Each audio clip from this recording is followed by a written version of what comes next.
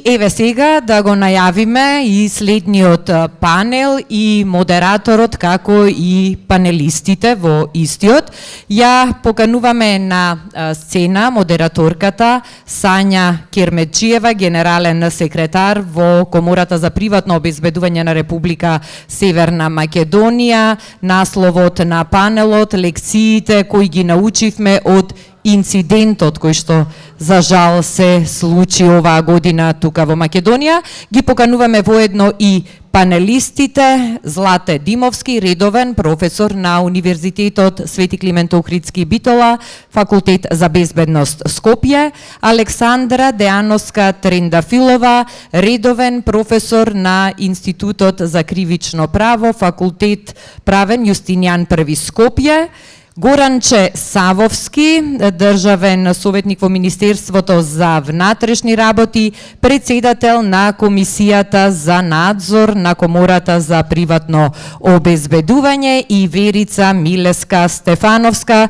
председателка на Комората за приватно обезбедување на Република Северна Македонија. Wow. That like long names for the business cards, but everything is on there. You can actually join us from now on. The questions will be asked. We go to listen and carry on any questions. If you have any questions, please be like normal people of the Balkans. Keep them for yourselves and enjoy the panel, okay?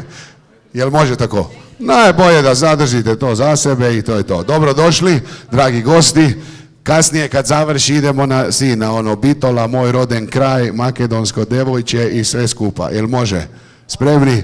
Irena, zaslužila si kavu, pa da poslušamo panel. Може, секако, бидејќи се веќе удобно сместени сите учесници во оваа панел дискусија, да им посакаме пријатна работа, а на вас да ви посакаме креативно и корисно време, и секако не го слушајте Франо баш се што кажува. Слободно поставате прашање во оваа панел дискусија, секако после официјалните обраќања на панелистите. Ви благодарим. Ја сам упозорио, а добро.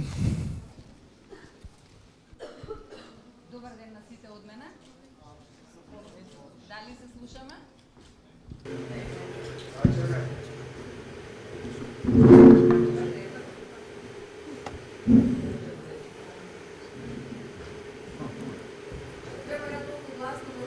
Сви слушају, ево сам.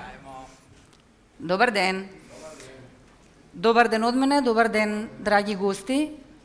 Добар ден, драги панелисти. Дозволете ние да почнеме со малку посериозни теми и да кажам дека, за жал, нашата држава и светот оваа година на 16 март не шокираше една катастрофа со невидени размери, трагедијата која што се случи со пожарот во ноќниот клуб Пулс во Кочани, за која што експертите и општата стручна јавност констатиравме дека е последица на системски пропусти, на институционална неактивност и на корупција. Неколку факти на почетокот ќе споделам со вас. За жал, во моментот на трагедијата имаше во клубот околу 670 лица, загинаа 63 лица, повеќе од 200 лица беа повредени. Познато е дека пожарот беше предизвикан од пиротехниката, дека брзо се проширил поради недостаток на противпожарна опрема, неисправни излези и недозволен капацитет во објектот. За жал, во фокусот на истрагата се најде и Агенцијата за приватно обезбедување, Рубикон.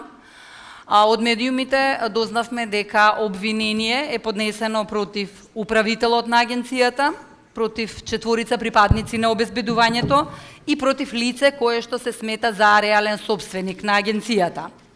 Со јавноста беше споделено дека фирмата Рубикон, која што го обезбедуваше клубот Пулс, го обезбедувала без писмен договор, без претходна безбедносна проценка, без проверка на безбедносните услови во објектот, проверка на евакуација, влезови, излези, исправност, капацитетот и преполнетоста на објектот и така натаму.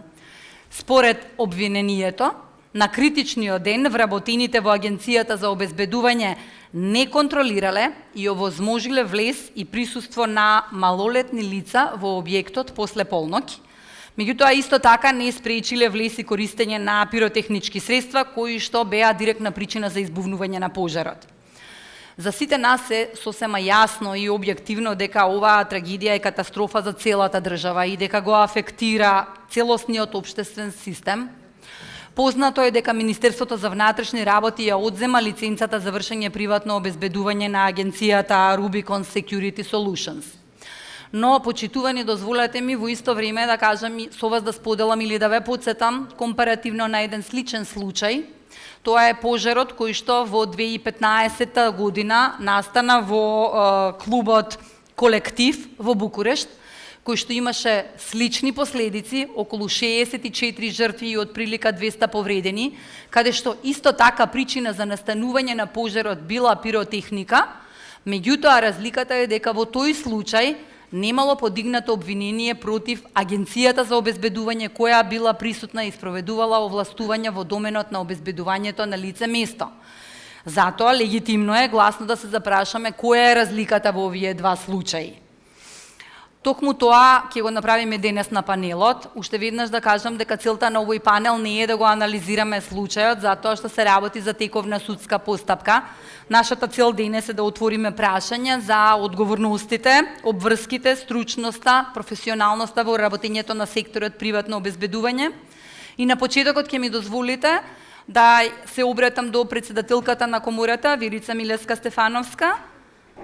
Повелете, сакам да ве замолам, вие со нас и со публиката, да ги споделите вашите ставови во врска со оваа исклучително важна тема. Ти благодарам, драга Сања. Дали се слушаме? Дали се слушаме? Се слушаме. Комплексна е темата која што денеска ја отвараме и затоа според мене најдобро е да почнеме да зборуваме од општо кон посебно. Приватното обезбедување во Република Северна Македонија е дејност од јавен интерес, нешто што законодавецот го кажал уште во првите 2 члена од кога го донел Законот за приватно обезбедување. Тоа значи дека луѓето што работат во оваа дејност имаат јавни овластувања. Какви јавни овластувања? И да легитимираат, и да дозволат влез или излез, и да не дозволат влез и излез, да не дозволат снимање, да употребуваат физичка сила, дури и огнено оружје. Што значи дека се ова вака звучи многу моќно. Ние ги имаме истите овластувања во Македонија како што ги има полицијата. И то тука звучи моќно. Меѓутоа, овде се наметнува и моментот на одговорност. Ама бидејќи полето на услуги е големо, полето на одговорноста и таа палета е многу широка и таа е сериозна. Јас би сакала да биде ова првата моја поента како одговор на вашето прашање. Втората поента се однесува на законското решение за дејноста, каде што се мандаторно се пропишува договор за услуги. Било да зборуваме за договор за услуги за физичко обезбедување, било да зборуваме за техничко обезбедување, било да зборуваме за договор за мониторинг, патролно обезбедување или само мониторинг обезбедување или спортски настани, нашиот закон предвидува задолжително, мандаторно договор за услуги. Тука нема дискусија. Тој е клучен и ние мора да бидеме свесни и да ја разбереме важноста и тежината на тој договор. Македонија е мирна држава, безбедна држава, но сепак неубави работи ни се случуваат. А ние не смееме како компании кои што се занимаваат со безбедност да си дозволиме нашите договори да ги правиме по инерција, да не предвидуваме, иако законското решение од нас не бара безбедносна проценка. Но сепак мислам дека тоа е една од круцијалните работи. Да предвидиме во договорот за каков објект станува збор. Да предвидиме во договорот кои овластувања ќе ги користиме. Да предвидиме во договорот каква е безбедносната проценка и кои се ризиците кои што можат да дојдат до нарушување. Бидејќи ќе се согласиме, заканите се различни, криминалот се прави по различни начини како претходно, мора да внимаваме што и како ќе предвидиме во тој договор.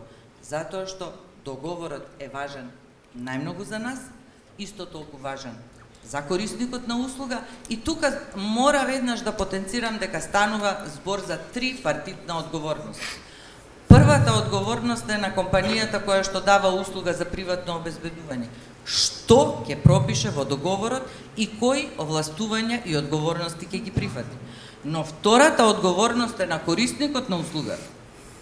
И тој мора да биде свесен дека услугата што ја бара е пандан на полициските овластувања, пандан на безбедноста која што ја дава Министерството за внатрешни работи само во некои помали граници.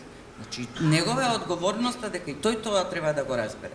И третата одговорност е на Министерството за внатрешни работи и за начинот на вршење на постојаната надзор и контрола врз овие компании кои што даваат услуги за обезбедување или нормално обезбедувањето го прават сами за себе.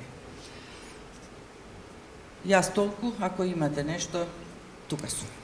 Ви благодарам многу за искажаниот ваш став.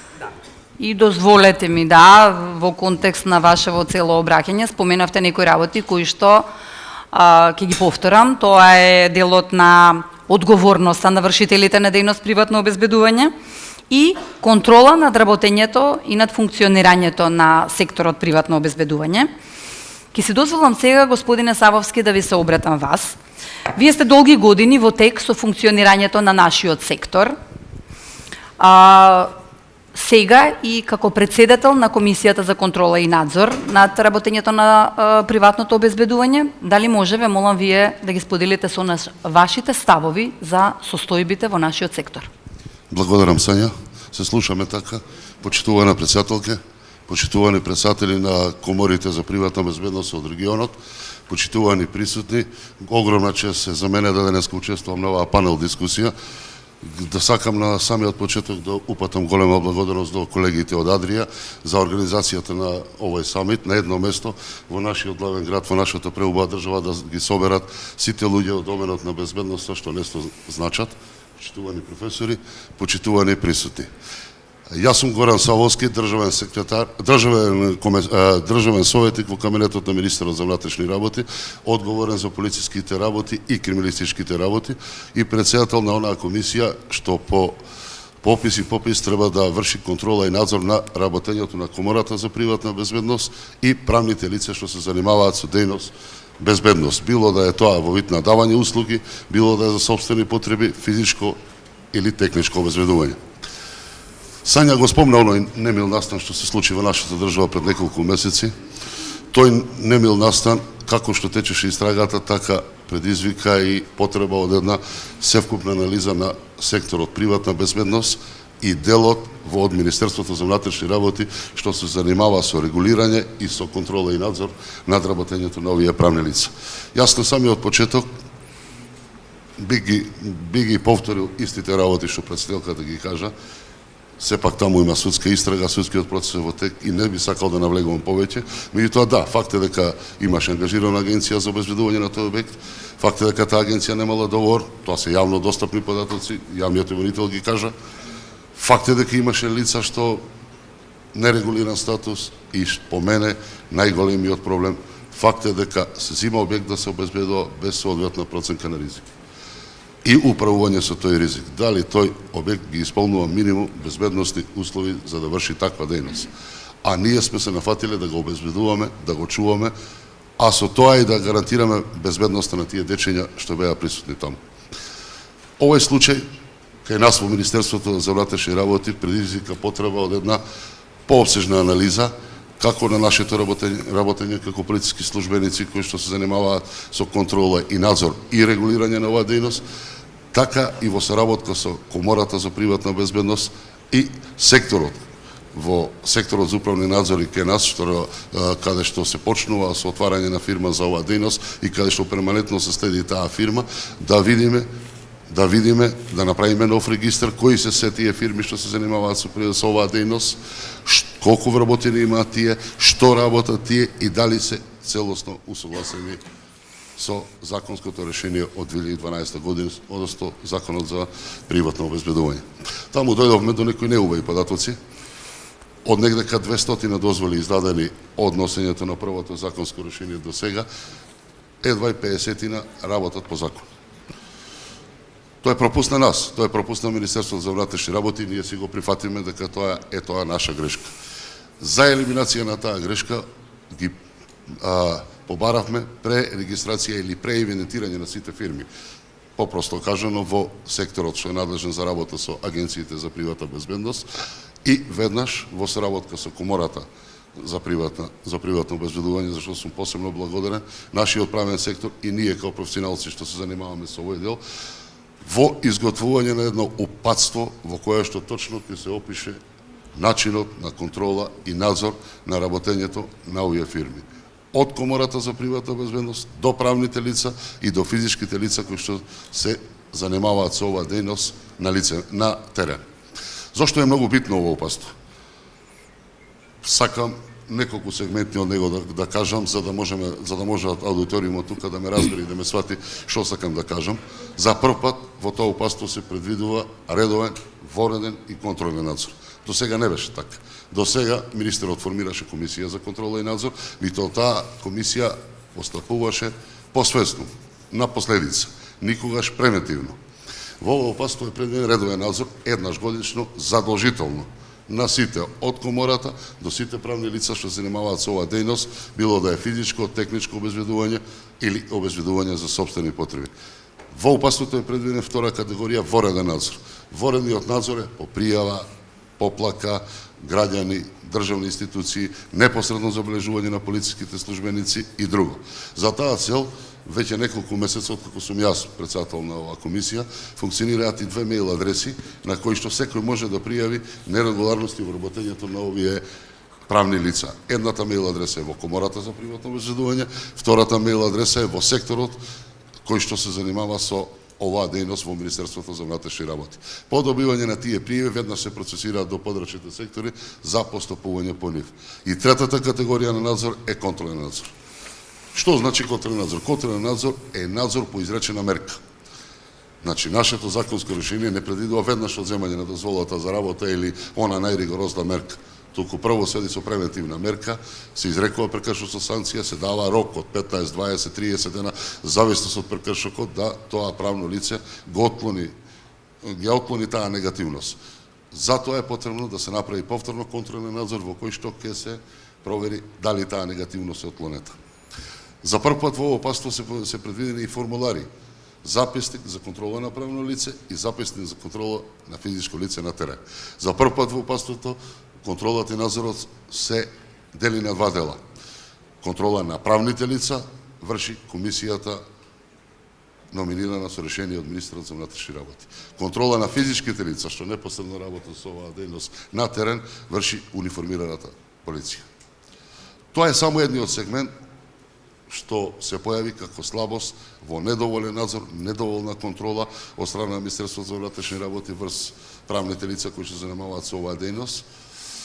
Една од причините за трката по пари, трката по зимање на тендерите, без да провериме, без да направиме соодветна проценка на ризик, една од причините, не би рекол главна причина, бито една од причините.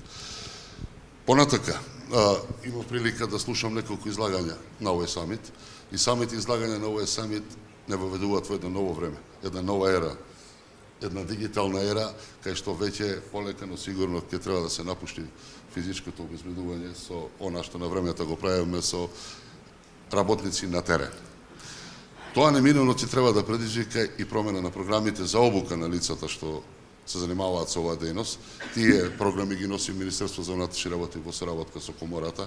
Тоа во иднина задолжително мора да го направиме. Во иднина треба да се зголеми и како координацијата со работката меѓу правните лица кои што работат на одреден подрачен сектор наш од Министерство за внатрешни работи со полициските службеници на терен. И во иднина секако ќе треба да се размисли и да видиме како тоа би можеле да го изведеме, да сите овие мониторинг центри што ги имаат овие правни лица што се занимаваат со дејност приватна безбедност да бидат поврзани со нашиот мониторинг центар, затоа што и реформата што е во тек по новиот закон за внатрешни работи во Министерството за внатрешни работи и текако голем дел од работата на полициските службеници ќе замени техниката, оние камери што министерот ги најавува перманентно, оние дронови што ги гледате и така натака. Од анализата на прекршоците изречени према фирми, према овие правни лица, би спомнал само една бројка, за првото тромесечие од оваа година извршени се 1600 надзори, констатирани се 70 прекршоци, од кои што поголемиот дел прекршоци се уште прекршок нема легитимација, се уште прекршок нема полна лиценца, се уште прекршок нема соодветна работна облека, се уште прекршоци нема соодветно обележување на обезбедување на јавен место.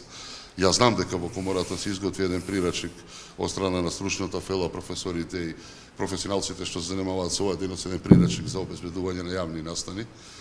Може ќе има потреба и таму да се делува за да работиме на превенирање на вакви немили настани. Нас, очигледно, ни фали превенцијата.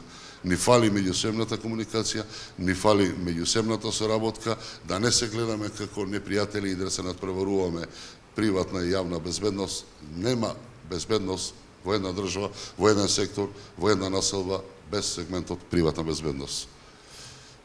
Толку би имал јас на кратко, тука сум за сите прашања што. Ви благодарам. Точно го потврдувате или да речам дека се надоврзувате на констатациите од председателката на комората, односно и вие укажавте на таа соработка која што е исклучително важна, која што мора да ја градиме и во која што мора да вложуваме меѓу јавниот и приватниот сектор, да речеме тоа ќе се надогради и да биде и трипартитна соработка.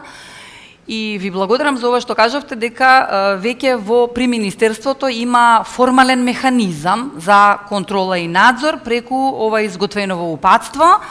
Меѓутоа исто така споменавте или укажавте дека во вашите надзори се констатирани различни прекршоци. Па во тој дел јас би сакала да се надоврзам и на следната панелистка, односно, да, вие кажавте дека имате констатирано прекршоци, меѓутоа визави случајот кој што беше иницијатива за организирање на овој панел, мора да кажеме дека постои и кривична одговорност и работниците или вршителите на приватното обезбедување, односно компаниите и работниците, имаат своји обврски и одговорности во своето работење, кои што може да иницираат прекршочна или кривична одговорност. Па професорке, вие како универзитетска професорка по кривично право, ве молам да ни појасните каде се повлекува границата помеѓу прекршочната и кривичната одговорност во доменот на работењето на приватното обезбедување. Благодарам, поздрав до сите. Веројатно јас го добив најтешкото прашање. Човек не може да не воздивне кога зборува за споменатиот инцидент. И со оглед на фактот што, како што споменавте, сум професорка по кривично право, а имаме тековен судски процес за, ете така го нарекуваме, инцидентот во Кочани, јас ќе се обидам да не зборувам конкретно за тој инцидент, ќе зборувам малку пошироко, поопшто. Меѓутоа мислам дека одредени алузии сите ќе ги сватиме. На прв поглед изгледа дека разграничувањето меѓу прекршочна и кривична одговорност е лесно, меѓутоа во пракса се покажа дека е тоа многу тешко. Дури морам да кажем за вакви ситуации, онака во една пожестока неофицијална дебата влеговме и со јавните обвинители како треба да се третираат вакви комплексни настани. Зошто е тоа така? Кога имате ситуација кога на терен има еден работник за обезбедување што нешто презел и саме да речеме актер во целата ситуација, многу е лесно да процените дали ги пречекорил овластувањата, дали ги применил на вистински начин или не, и да утврдите дали се работи за прекршок, дали се работи за кривично дело. Меѓутоа, кога имате вакви комплексни настани, ги нарекуваме инциденти, несреќи, кривично-правни настани и така натаму, но не значи дека сите учесници и сите присутни на настанот треба да имаат кривична одговорност. Секој е со некаква задача на настанот, од аспект зборувам на оние лица кои извршувале некакви задачи, нормално тука граѓаните кои што се наоѓаат на некакви забави, културно-уметнички настани, спортски настани, нека бидат јавни собири, мирни и така натаму, се со друга цел на место. Ќе тргнам од прекршочната одговорност. Вие споменавте низа закони, пред се Законот за приватно обезбедување опфаќа прекршочни одредби. Предвидени се за физичкото лице, одговорното лице во правното лице. Тие се прилично јасни, повеќе се од технички карактер. Меѓутоа може да се случи кога работникот за приватно обезбедување е на терен и има определена задача да учествува во действие што представува прекршочна одговорност, еве да речеме овозможување на лице, малолетно лице, дете во угостителски објект после 24 часот, што е опфатено со други закони, да речеме закон за прекршоците против јавниот ред и мир и така натаму. Па сега ако имаме на терен работник за приватно обезбедување кој што има за задача да контролира, да овозможи влез-излез на лица, тој не сме дури и клиентот тоа да го побара, не сме надвор од закон да постапува. И тука се проширува одговорноста не само за од собствениците на угостителски објекти и така натаму, и на оние кои што на некој начин тоа го овозможуваат. Исто така во еден ваков настан не може да ни се сите со иста улога. Имаме извршители, имаме помагачи, обично оние кои што овозможуваат нешто да се случи, се помагачи во делото што го вршат, сега може би зборувам малку на постручен јазик, ама мислам дека сите ќе ме разберат, во основното дело што се врши. Така што многу зависи и секогаш треба да се тргне, пак ќе речам, може би и не е толку комплицирано како што изгледа и во комплицираните случаи, ако се вратиме школски на почетокот и тргнеме од тоа, кој каква задача имал, кој какви овластувања имал, како ги извршил, дали ги пречекорил и така натаму. Слушаме за различни концепти на одредени видови на верижни одговорности и така натаму, каузалитети и слично, што во еден дел излегуваат сосема од казнено-правната наука. И затоа сакам тука да нагласам дека во еден кривично-правен настан може да имаме различни типови на одговорност, различни својства на учесниците. Што се однесува до кривичната одговорност, таа е малку покомплексна и кај работниците за приватно обезбедување е првично е поврзана со она што значи пречекорување на нивните овластувања, а со оглед на тоа што се лица што вршат дејност од јавен интерес и постапуваат во службено својство, немаме дилема дека практично скоро и се изедначуваат со службените лица, бидејќи и самите кривични дела од кривичниот законник од главата кривични дела против службената должност, ако не во првиот, во втор, трет став и така натаму, ги споменуваат и категориите службено лице и категориите лице што врши работа од јавен интерес. Значи би можело да се соочат со правни квалификации од типот злоупотреба на службена положба и овластување, несовесно работење во службата и други. При извршување на нивните овластувања може да навлезат и во други казнено-правни сфери на заштита. Да речеме, едно од овластувањата е, нели, рековме, проверка на идентитет, легитимирање, имаме телесна заштита како вид на физичко обезбедување, значи работниците за обезбедување доаѓаат во допир со лични податоци, сензитивна материја и може да навлезат лесно во она што значи повреда на приватноста и заштитата на личните податоци што секој од нас ја има. Па доколку несоодветно постапуваат, не го чуваат како тајна она што го дознале, да речеме, ако јас имам лице што ми дава телесна заштита, веројатно оди покрај мене, слуша со кого зборувам, споделувам информации кои што мора да ги чува како тајна, бидејќи во спротивно, ако ги сподели неовластено, врши кривично дело, неовластено откривање на тајна. Најголемиот проблем во практичната примена е кога се применува физичка сила. Знаеме дека секогаш случајот мора да се проценува и отпосле да се оценува дали имало потреба од примена на физичка сила или не, дали има пречекорување и така натаму. Ова значи практично сето ова што го споменав, значи дека работниците за обезбедување треба да бидат навистина добри правници, а не се правници по професија, а одговорноста им е голема. Дали имаме проблеми со законодавството? Апсолутно не. Нормално е определена сфера комплементарно да е покриена со различни закони. Имаме многу солиден закон за приватно обезбедување кој што се врзува во одредени сегменти со кривичниот законник, законот за кривична постапка, имаме и задржување како овластување и така натаму, други закони во поглед на прекршоците и слично. Така што, како ова да го надминеме во пракса? Спомена и председателката, спомена и колегата Савовски, многу е битно одговорноста да се бара враќајќи се назад. Склучувајте договори.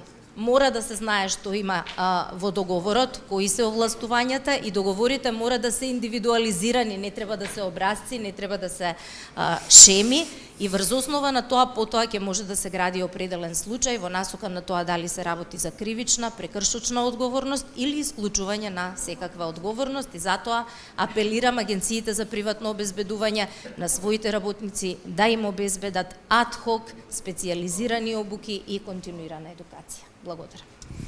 Ви благодарам, професорке. Навистина, многу детално ја представивте пред нас големата одговорност која што ја имаат вршителите на дејност приватно обезбедување. Поврзано со претходните излагања, во кои што укажавме дека и менаџерите, управителите имаат одговорност и тие треба да знаат што да прават прво кога се нафаќаат да превземат некоја услуга за обезбедување, кога треба да направат договор, кога треба да направат безбедносна проценка, кога треба да ангажираат луѓе за работници за приватно обезбедување, кои што работници за приватно обезбедување ги спроведуваат овластувањата, па згоре на тоа укажавте на една широка палета на закони која што треба да ја познаваат, која што треба да ја имаат во предвид и тоа сето ја отсликува реалната состојба во секторот дека вршењето на приватно обезбедување е една многу комплексна задача. Ќе ми дозволите да се обратам до професорот Злате Димовски. Вие долги години сте вклучен во нашиот сектор, ги знаете добро состојбите, ги познавате и вршителите на дејност, вклучен сте и во различни видови на едукации, вклучен сте и во различни видови на вежби во компаниите за приватно обезбедување по различни сценарија и имате директен увид во тоа каква е состојбата кај вршителите на дејност. Може ли да ни го споделите вашето мислење за тоа и да ни кажете според вас каде треба да се насочат напорите и инвестициите со цел да се унапреди работењето во нашиот сектор и да имаме висока одговорност како на компаниите, така и на вршителите непосредно која што ќе биде кон сите и кон целиот систем и кон клиентот и општо кон граѓаните. Благодарам, Сања. Добар ден. Ме представија доволно. Добар дел од вас и ме познаваат, пошто сум активно вклучен, како што кажа, направија добра профилакса од комората, Сања направи добра профилакса. Би сакал да се обратам за неколку поенти, она што практично нема да влезе во контролата и надзорот, кој што може да ги исплаши низа на менаџери, нема да навлезе во ова што колешката Дејановска го објаснуваше околу самата одговорност. Јас многу повеќе ќе се осврнам на она што е општата активност или дејност на самите компании и докаде сме практично во севкупното работење и она што би значило перспективи, што е она што треба да се надогради за да можеме евентуално да имаме еден навистина добар систем. Идеален не постои, меѓутоа сепак добар систем кој што нема да биде да навлезе нити во делот на кривичната и прекршочната одговорност, нити пак ќе има одговорност од аспект на телата кои што се за контрола и надзор. Прво, пофалби до самата комора, реално и до сите овие агенции кои што постојат долг временски период. Навистина имаше едно турбулентно време, издржаја тие турбуленции, ги издржаја. Имавме долг период на нејасни активности, многу превземање на своја рака, на дејности кои што не беа врзани конкретно за законот. Мислам дека се донесе сето тоа во ред што е за пофалба и сето тоа мислам дека се должи на се она што го прави самата комора. Ова малку маркетиншки за самата комора. Во секој случај, она што е многу добро е дека менаџерите веќе и сите оние кои што се собственици на агенциите за обезбедување, кои што навлегува во овој сектор, дали ќе го наречеме приватна безбедност или евентуално корпоративна безбедност, тоа зависи од кој како сака да си го опиши сето тоа, затоа што сметам дека кога се спомене приватна безбедност, барем поголемиот дел од граѓаните, оние неупатените, едноставно подразбираат она што би значело лично обезбедување на одредено лице или телохранителство. Практично не е тоа. Ова е сосема друга дејност која што навистина се наметна во нашето општество и сега имаме компании кои што се подготвени, кои што веќе реализираат навистина комплексни задачи и од аспект на давање на услуги и од аспект на она што значи едноставно обезбедување на сопствената компанија. Сето тоа се должи практично на еден континуиран процес на работа на комората, на работа на низа на стручњаци кои што бевме вклучени во овај дел на самата обука и навистина резултатите се евидентни и веќе имаме нешто многу повисоко ниво.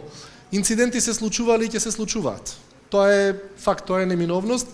Не секогаш можеме да ја лоцираме одговорноста веднаш, пошто се работи сега, ние дискутираме за еден инцидент кој што е овде и тоа беше фактички поводот за овај панел.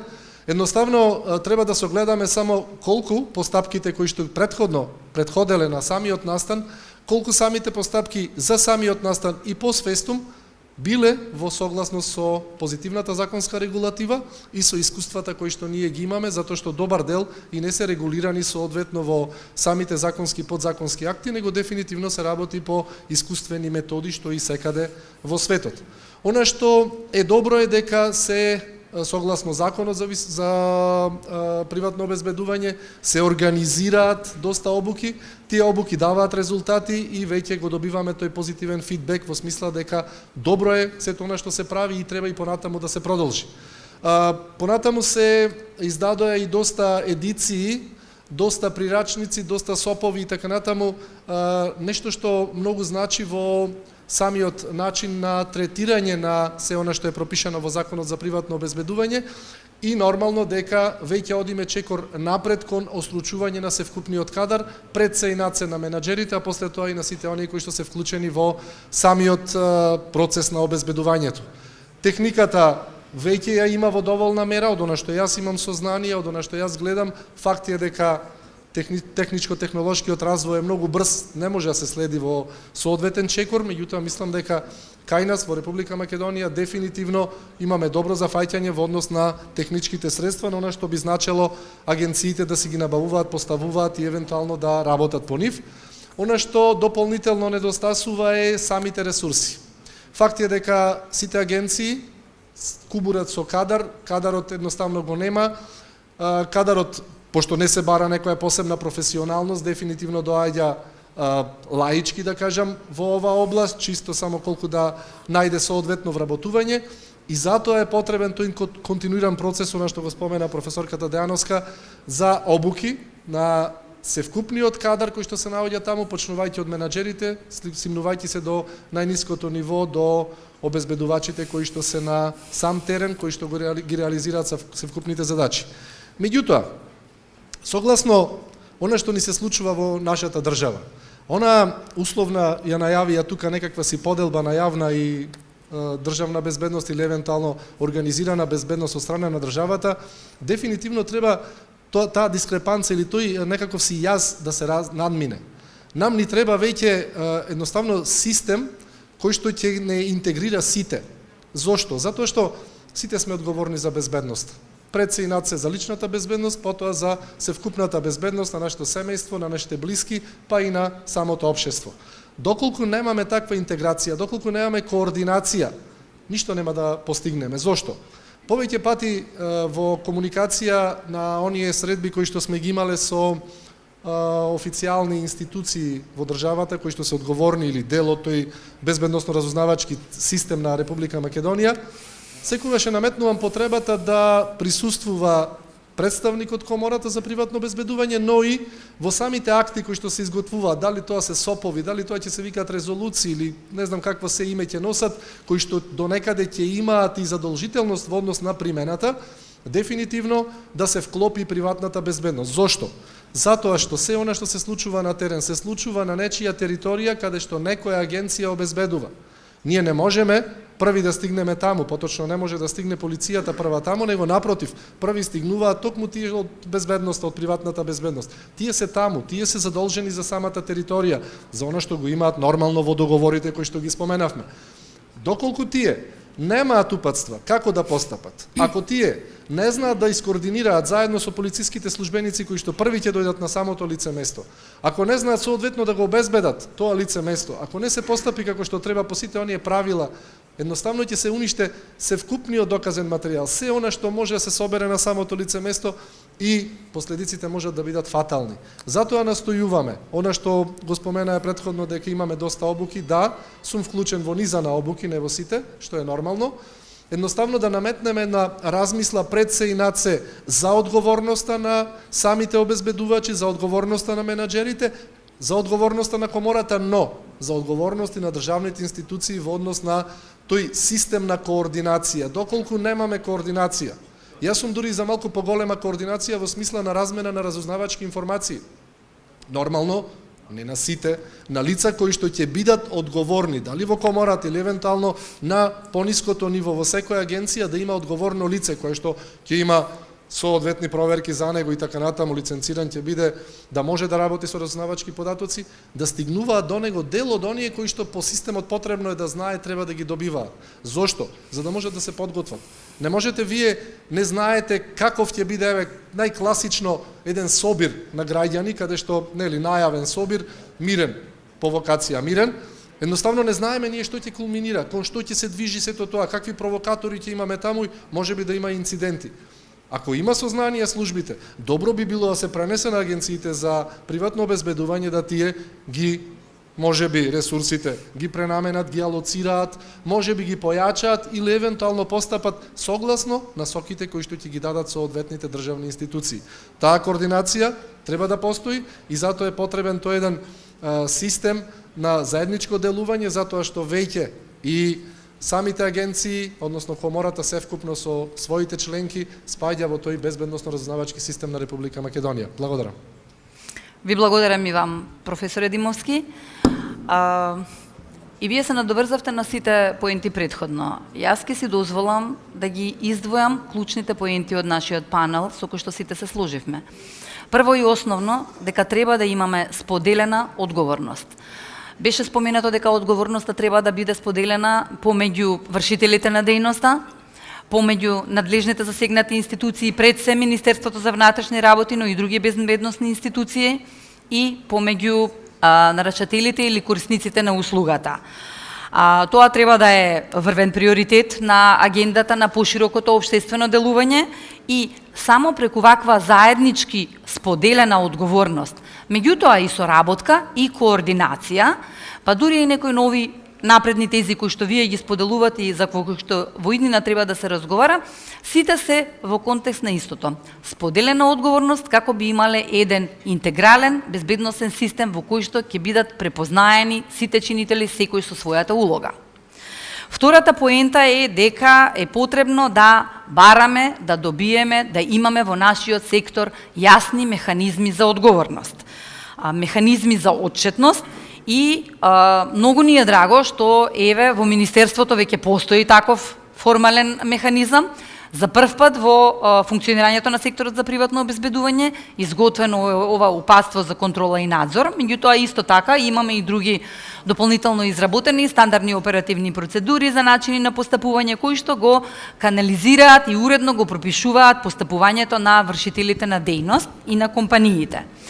И третата клучна поента од овој панел во која што досега ние вложуваме, меѓутоа еве поради инцидентот и поради севкупното функционирање на нашиот сектор повторно мораме да ја укажеме, тоа е дека вршителите на дејноста мораат во континуитет и интензивно да вложуваат во сопствено унапредување, во сопствено стручно надоградување, во обуки на сите нивоа, и на високо ниво за менаџментот, и на стручни обуки од типот на безбедносни проценки, начин на вршење на дејност, меѓутоа и на кадрите кои што вршат на терен приватно обезбедување, без оглед дали имаат кариера и искуство или пак на новите вработени, ќе заклучиме дека тоа е неминовен дел и мора да е активен дел од нашето севкупно функционирање.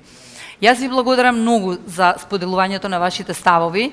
Сметам дека дадовме значителен придонес. Сакам да прашам дали можеби од публиката има прашање некое за панелистите и за сите учесници денес. Да, повелете. Океј. Изволите.